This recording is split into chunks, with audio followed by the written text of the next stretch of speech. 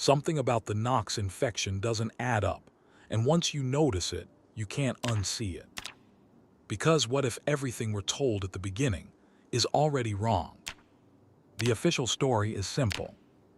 A mysterious outbreak begins in Knox County. The military responds quickly. They lock everything down, set up roadblocks, establish a quarantine. Nobody gets in, nobody gets out. On the surface, it sounds like control. But it's not. Because if you actually pay attention to what's happening inside that quarantine zone, things fall apart almost immediately. And the more you look into it, the more it feels like the infection was never meant to be contained in the first place. At first, everything follows a pattern we expect. Emergency broadcasts tell people to stay calm. Authorities act like they understand the situation. There's structure, there's order. But that illusion doesn't last long. Listen closely to the broadcasts. Early on, they're confident, clear, reassuring. They make it sound like this is temporary, like help is coming, like the situation is under control. But then something changes. The tone shifts. Messages become uncertain. Details start contradicting each other. Information becomes vague, almost evasive. And eventually, it stops making sense at all. Why? Because whatever is spreading through Knox County isn't behaving the way they expected. At first glance, it looks simple. People get bitten. They get sick. They turn. Basic infection logic. But that explanation falls apart fast. Because if it was only spreading through bites, the military would have handled it. Think about it. A contained area. Armed forces. Clear enemy behavior. That's a situation built for containment. And yet it fails. Completely. Which means one thing. There had to be another way it was spreading. Something unseen. Something they didn't account for. And if that's true, then the quarantine zone was protecting the outside world. It was trapping people inside with something they couldn't escape. That changes everything. Because now the threat isn't just the infected you can see. It's the possibility that the infection was already inside people before any symptoms even appeared. Imagine that. You're told to stay inside, to avoid contact, to trust the system. But the real danger isn't outside your door. It's already with you. And that would explain something else.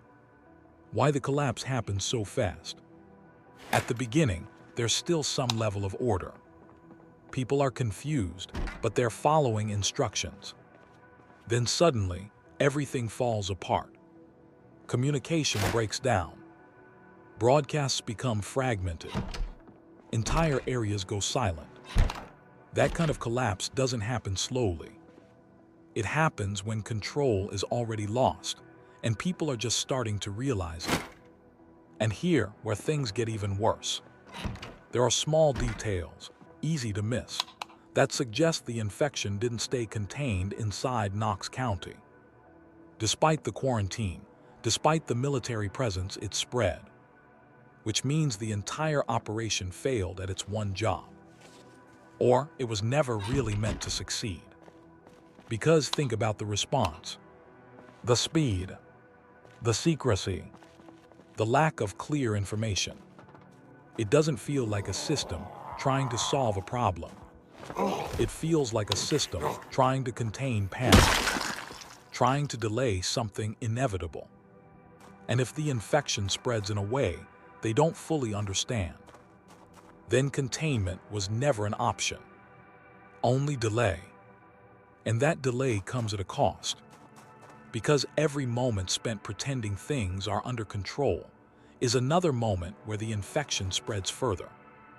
Silently, unnoticed, until it's everywhere. And by the time the truth becomes obvious, there's nothing left to stop it. No recovery.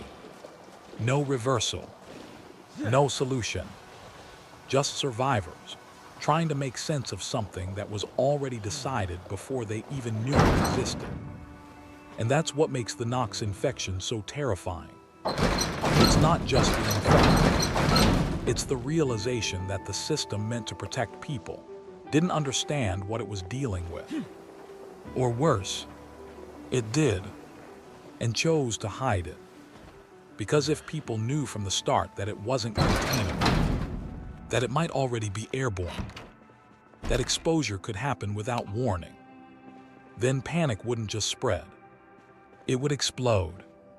So instead, they created a story, a controlled narrative, an explanation that made it seem manageable, even if it wasn't true.